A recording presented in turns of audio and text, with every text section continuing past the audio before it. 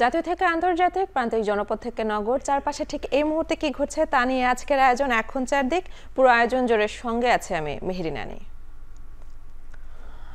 Banking খাত, বাণিজ্য, বিনিয়োগ, ডিজিটাল অর্থনীতি, অবকাঠামো সহযোগিতা, দুর্যোগ ব্যবস্থাপনা সহ বাংলাদেশ ও চীনের মধ্যে ২১টি সমঝোতা স্মারক সই হয়েছে। সকালে বেইজিংয়ে গ্রেট হলে উচ্চ পর্যায়ের বৈঠকে দুদেশের মধ্যে সমঝোতাগুলো হয়। এর আগে সকালে প্রধানমন্ত্রী শেখ হাসিনা বেইজিংয়ের গ্রেট হলে পৌঁছালে লাল গালিচা সংবর্ধনা দেওয়া হয়। এ সময় প্রধানমন্ত্রী শেখ হাসিনা এবং চীনের প্রধানমন্ত্রী লি কিয়াংয়ের মধ্যে দ্বিপাক্ষিক বৈঠক হয়। বৈঠকে ডিজিটাল অর্থনীতিকে বিনিয়োগ সহযোগিতা জোরদার, বাংলাদেশ চীন মৈত্রী সেতু সংস্কার সহ China national financial regulatory administration এবং বাংলাদেশ ব্যাংকের মধ্যে ব্যাংকিং ও ইন্স্যুরেন্স রেগুলেটরি সংক্রান্ত ২১টি সমঝোতা স্মারক সই হয়। এছাড়া দ্বিপাক্ষিক বিনিয়োগ, ডিজিটাল সংযোগ, নেটওয়ার্কের আধুনিকীকরণ, ডাবল পাইপলাইন প্রকল্পের ট্রায়াল রান সমাপ্তি সহ ৭ বিষয়ে ঘোষণাপত্র হয়েছে।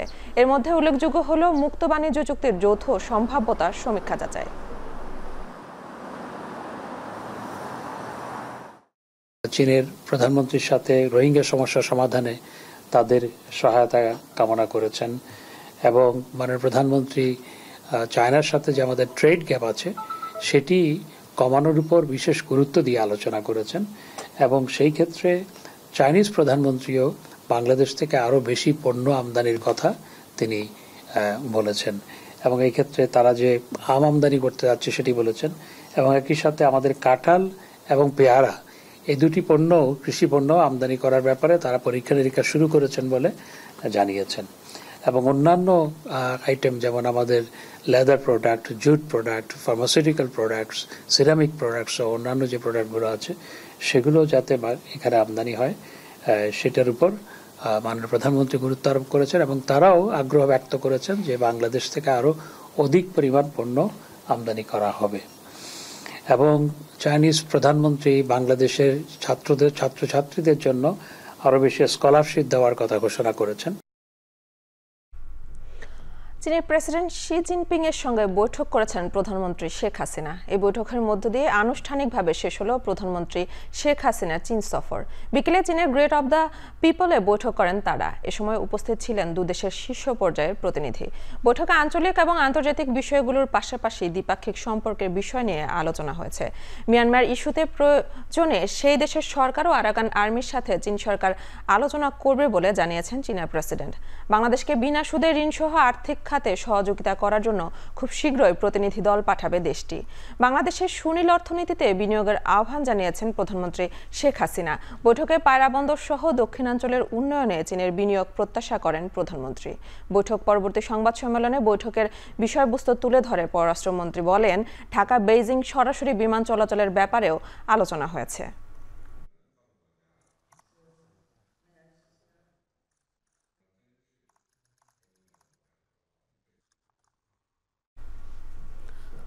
সরকারি চাকরিতে কোটা পুনর্বহাল করে হাইকোর্টের দেয়া রায়ের উপর ১ মাসের স্থিতাবস্থা দিয়েছেন আপিল বিভাগ।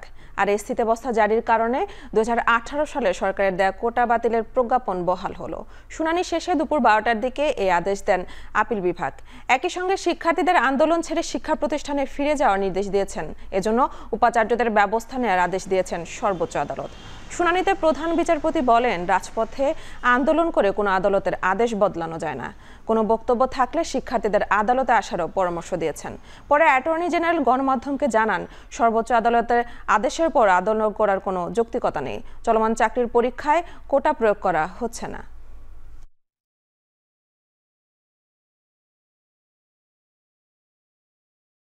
এই স্থিতি অবস্থার পরে দাঁড়ালো হাইকোর্টের জাজমেন্টও স্থগিত থাকবে এবং যে প্রজ্ঞাপনটা বাতিল করা হয়েছে সেই প্রজ্ঞাপনটাও স্থগিত থাকবে, বাতিল থাকবে। তার মানে হচ্ছে 18 সাল থেকে যেভাবে নিয়োগ প্রক্রিয়া চলে আসছিল সেই নিয়োগ প্রক্রিয়া চলতে থাকবে। আন্দোলনকারীদের ব্যাপারে আদালত বলেছেন তাদেরকে ঘরে ক্লাসে ফিরে যাওয়ার জন্য শান্তিপূর্ণ ব্যবস্থা বজায় রাখার জন্য ভাইস চ্যান্সেলরদেরকে বলেছেন শান্তিপূর্ণ পরিবেশ বজায় রাখা। তো আদালত উভয় পক্ষকে শুনানি করে ওনারা স্ট্যাটাসকো দিয়েছেন সাবজেক্ট ম্যাটারে, অর্থাৎ এখন যে অবস্থায় আছে সেই অবস্থায় থাকবে। যেই কোর্ট যেই চাকরিগুলো যেগুলো চলমান আছে সেগুলো যেই অবস্থায় ছিল সেগুলো সবই ঠিক থাকবে এটা। আর এখন এই স্ট্যাটাসকোর কারণে হাইকোর্টের রায়টা এখন আর হচ্ছে না, এখন ওনাদের স্ট্যাটাসকোটাই কার্যকর হবে, বহাল হবে। এবং সুপ্রিম কোর্ট একটা কথা বলছেন, তাদের যদি কোনো গ্রিভান্স থাকে তারা যেন এখানে এসে পক্ষ হয়ে তারা বলতে পারে, সেটাও কিন্তু তাদের আদেশে এটা আছে। অতএব এখন আর কোনো যৌক্তিক তাদের কোনো কারণ নেই, তারা অবশ্যই এটা বন্ধ করে তাদের অবস্থানে ফিরে যাওয়া উচিত, কারণ তাদের কোনো আন্দোলন আর করার এবং জনদুর্ভোগ বাড়ানোর কোনো যৌক্তিক কারণ এখন আর নাই। রাজধানী সহ সারা দেশে বাংলা ব্লকেট কর্মসূচিতে আছেন আন্দোলনরত শিক্ষার্থীরা। বিস্তারিত জানাতে রাজধানীর সায়েন্স ল্যাব এলাকা থেকে যোগ দিচ্ছেন সহকর্মী নাজমুস সাকিব এবং কমলাপুর স্টেশন থেকে যোগ দিচ্ছেন মুন্নাফ রশিদ। সাকিব, শিক্ষার্থীরা কি আজ নতুন কোনো কর্মসূচি ঘোষণা দিয়েছে?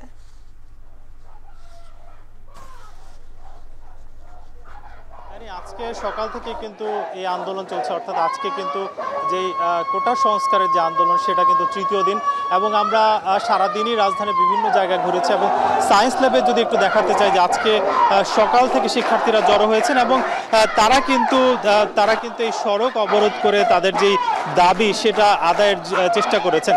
আজকে সকাল নাগাদ কিন্তু ঢাকা কলেজ, বাংলা কলেজ এবং ইডেন কলেজ সহ বেশ কিছু শিক্ষা প্রতিষ্ঠানের শিক্ষার্থীরা তারা শুরুতেই বিক্ষোভ মিছিল করেন। সেক্ষেত্রে আমরা দেখেছি যে ঢাকা কলেজের আশপাশ কিংবা ঢাকা কলেজের ভেতর দিয়েও তারা কিন্তু বিক্ষোভ করেছেন এবং পরবর্তীতে তারা সকাল 10:30 নাগাদ কিন্তু সায়েন্স ল্যাবে এসে তারা এই জায়গাটি দখল করেন। ফলে আমরা দেখতে পেয়েছি যে এলিফ্যান্ট রোড কিংবা নিউ মার্কেট, সায়েন্স ল্যাব সহ আশপাশের যে সড়ক রয়েছে নিউ মার্কেট পর্যন্ত সব সড়কে কিন্তু এক প্রকার জট তৈরি হয়েছে। কোনো কোনো ক্ষেত্রে কিন্তু মানুষজন আসলে চলাফেরা টোটালি এইখান দিয়ে করতে পারেননি। ফলে আমরা দেখতে পেয়েছি যে যারাই এখান দিয়ে যাতায়াত করেছেন তারা কিন্তু কেউ কেউ পায়ে হেঁটে এবং যারা প্রয়োজনীয় কাজে গিয়েছে বিভিন্ন জায়গায় তাদের কিন্তু পায়ে হেঁটেই যাতায়াত করা লেগেছে। আমরা শিক্ষার্থীদের সঙ্গে কথা বলেছিলাম, তারা যেটা জানাচ্ছেন যে আসলে কোটা নিয়ে তারা 2018 সালে আন্দোলন করেছেন এবং সেই একই দাবিতেই কিন্তু তাদের আবার প্রায় 5 থেকে 6 বছর পর কিন্তু নামতে হয়েছে। তারা এর সুষ্ঠু আসলে সমাধান চান। তারা যেটা বলছেন যে যদিও এটা হাইকোর্ট আসলে রায় দিয়েছে এবং আজকেও একটা নতুন একটি ঘোষণা এসেছে, সেক্ষেত্রে তারা বলছেন যে বিষয়টিকে কোনোভাবে ঝুলিয়ে না রেখে তারা একটা সুষ্ঠু সমাধান চান। যদিও তারা বলছেন যে মুক্তিযোদ্ধা যেই কোটাটি রয়েছে সেই কোটা বহাল থাকলে অন্যান্য যেই কোটাগুলো রয়েছে সেই কোটাগুলো যাতে সংস্কার করা হয় এবং কি তাদেরকে একটি স্পষ্ট ধারণা দেওয়া হয় যে আসলে কোন কোন কোটা থাকবে এবং কোনগুলো বাতিল করা হবে। এখানে একটি বড় আসলে দাবি সেটা যে আসলে মেধার ভিত্তিতে যাতে বিভিন্ন সরকারি কিংবা সরকারি যে চাকরিগুলো রয়েছে সেক্ষেত্রে যাতে মেধার ভিত্তিতে হয় এবং কি তাদের সেক্ষেত্রে যেই কোটার বিষয়টি রয়েছে কোটা যাতে অনেকটা কমিয়ে আনা হয়। যদিও এখন পর্যন্ত দাবি আসছে যে 5% কোটার মধ্যেই যদি রাখা যায় সেক্ষেত্রে কিন্তু শিক্ষার্থীরা বলছেন যে এতে মেধার যে মূল্যায়ন সেই মূল্যায়নটা অনেকটাই বাড়বে বলে বলছেন। আমরা সমন্বয়কদের সঙ্গে কথা বলছিলাম, তারা বলছেন যে আসলে সুষ্ঠু সমাধানের আগ পর্যন্ত তারা কিন্তু আন্দোলন চালিয়ে যাবে। আমার সাথে যুক্ত হওয়ার জন্য এই মুহূর্তে রাজধানীর কমলাপুর স্টেশন আছে মুন্নাফ রশিদ। মুন্নাফ, আপনি জানাবেন কমলাপুর স্টেশনে কতগুলো ট্রেনের শিডিউল জটিলতা হওয়ার শঙ্কা আছে, যাত্রীরা আসলে কি বলছেন?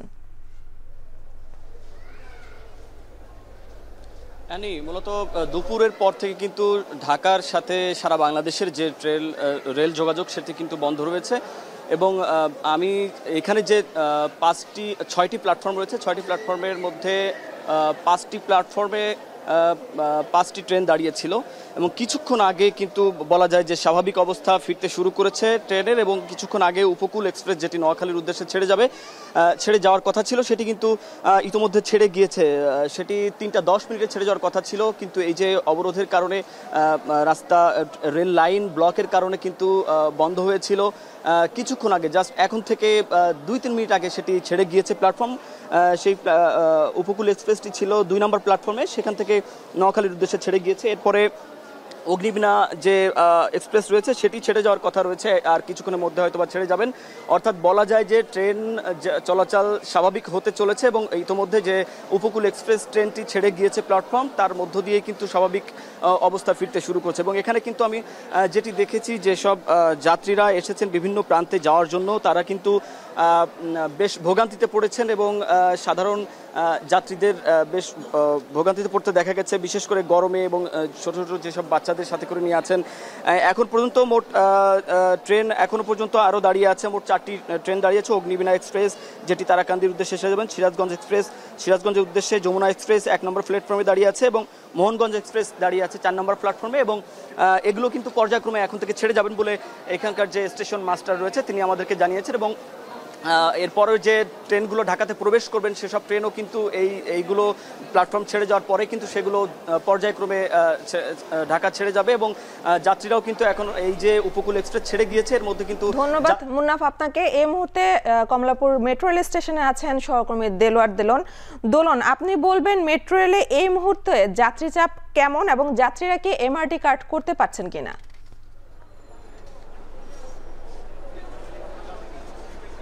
আমি এই মুহূর্তে রয়েছি রাজধানীর মতিঝিল স্টেশনে। আপনি নিশ্চয়ই দেখতে পাচ্ছেন যে যাত্রীদের যে উপচে পড়া ভিড় সেটি টিকিট কাউন্টার থেকে শুরু করে চাপ অনেকটা মূল ফুটপাথ পর্যন্ত গিয়ে পৌঁছেছে। আমি যদি একটু দেখাই যে মূল প্ল্যাটফর্মে মূলত যাত্রীদের ভিড়ের কারণে তিল ধরার ঠাঁই নেই।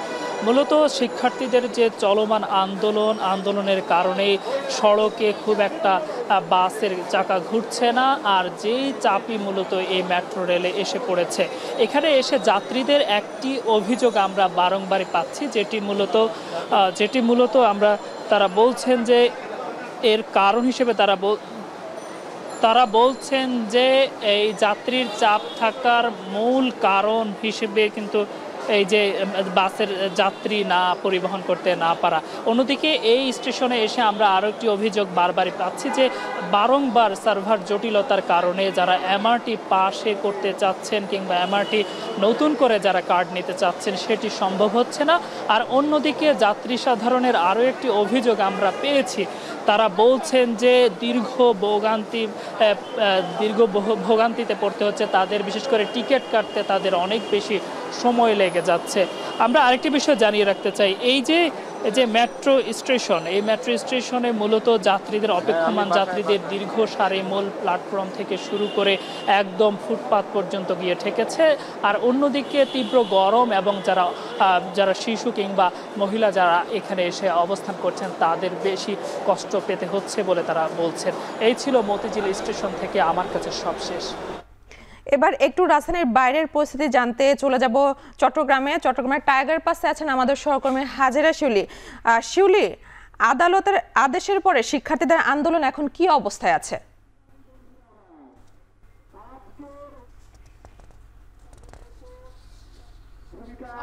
হাইকোর্ট কোটা প্রথা বাতিলের হাইকোর্টের রায় আপিল বিভাগ স্থগিত করলেও 4 সপ্তাহের জন্য আন্দোলনকারীরা কিন্তু সেটা মানছে না এবং চট্টগ্রামে সকাল থেকে রেলপথ ও সড়কপথ অবরোধ করে অবস্থান নিয়েছে আন্দোলনকারীরা এবং তারা বলছে দাবি আদায় না হওয়া পর্যন্ত তারা ঘরে ফিরবে না এবং আজকে রাত 8টা পর্যন্ত তারা এখানে অবস্থান করবে। এবং বর্তমানে তারা অবস্থান নিয়েছে চট্টগ্রামের অন্যতম গুরুত্বপূর্ণ এবং ব্যস্ততম সড়ক টাইগার পাস মোড়ে এবং এটা কিন্তু একটা 4 রাস্তার মোড়। এখান থেকে যেমন পতেঙ্গা টাইগার পাস থেকে বিমানবন্দর সড়ক একদিকে, আরেকদিকে কর্ণফুলী সেতু পর্যন্ত এবং টাইগার পাস মোড় থেকে একে খান যে মোড় বা ঢাকা চট্টগ্রাম ট্রাঙ্ক রোড সেটি এবং এই টাইগার পাস মোড় থেকে আরেকটি সড়ক গেছে নিউ মার্কেটের দিকে, অর্থাৎ চতুর্দিকে কিন্তু তারা অবরোধ করে রেখেছে এবং দুপাশে কিন্তু অনেক যানবাহন এবং যাত্রীবাহী বাস কিন্তু আটকা পড়েছে। এবং যেহেতু বিকাল 5টা বেজে গেছে, অফিস থেকে মানুষ এখন বাসায় ফিরবেন এবং যারা এই পথ দিয়ে চলাচল করেন তারা কিন্তু চরম দুর্ভোগে পড়েছেন এবং তাদেরকে অনেকেই পায়ে হেঁটে তাদের গন্তব্যে যেতে হচ্ছে এবং নানা ধরনের প্ল্যাকার্ড ফেস্টুন নিয়ে আন্দোলনকারী এখানে অবস্থান করছে। তো বলে যে আসলে তারা বলছেন যে কোটা প্রথা সংস্কার না হওয়া পর্যন্ত তারা আসলে রাজপথ ছাড়বেন না। এই ছিল আমার কাছে এখনকার মতো চট্টগ্রামে কোটা বিরোধী আন্দোলনের সবশেষ। দেশের বিভিন্ন স্থান থেকে বাংলা ব্লকেটের বিভিন্ন খবর জানাচ্ছিলেন আমাদের সহকর্মীরা।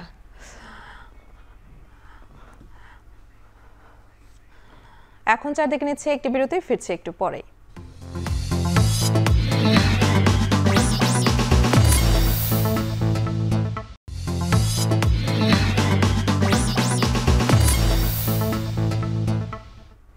বিরতির পর ফিরে এলাম, আপনারা দেখছেন এখন চারদিক।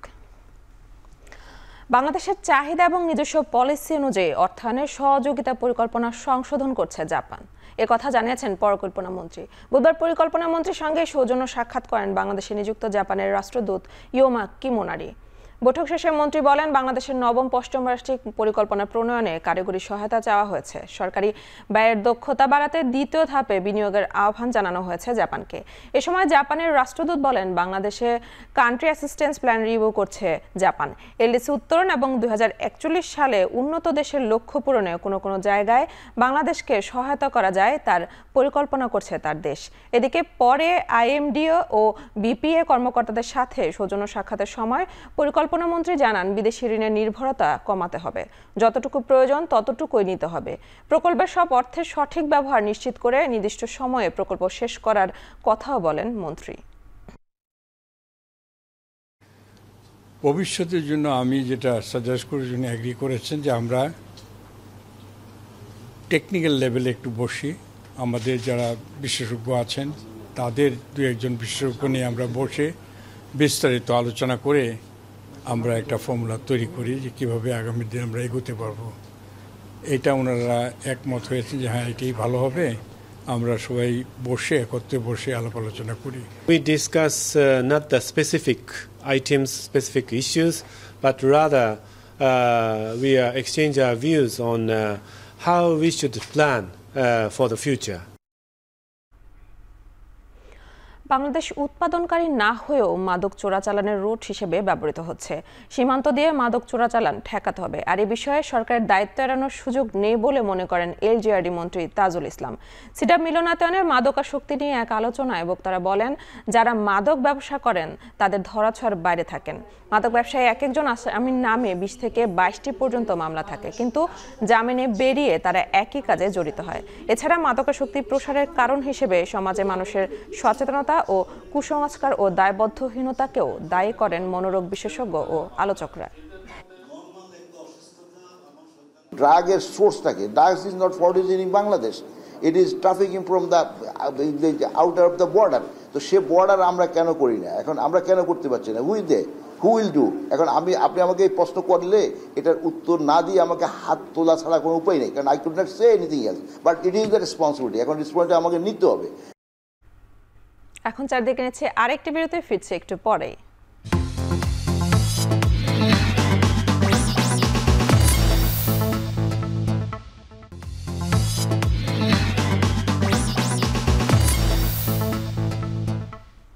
বিরতির পর ফিরে এলাম, আপনারা দেখছেন এখন চারদিক। রুশ প্রেসিডেন্ট ভ্লাদিমির পুতিন এবং ভারতের প্রধানমন্ত্রী নরেন্দ্র মোদীর মধ্যে আলোচনায় কোনো বিষয়ে মতবিরোধ তৈরি হয়নি দাবি ক্রেমলিনের।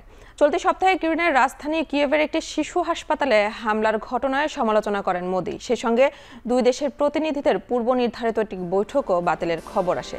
ক্রেমলিনের মুখপাত্র দিমিত্রি পেসকভ সাংবাদিকদের জানান, রুশ ও ভারতীয় প্রতিনিধিদের মধ্যে অধিবেশন বাতিল করার সিদ্ধান্ত নেওয়া হয়েছিল সময়সূচির কারণে। পরবর্তীতে পুরো অধিবেশনটি সম্পন্ন করা হয়। এর সঙ্গে অন্য কারণ জড়িত নেই।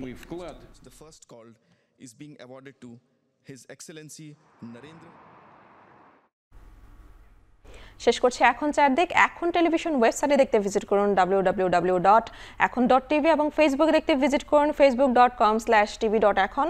ইউটিউবে দেখতে ভিজিট করুন youtube.com/c/ekontv।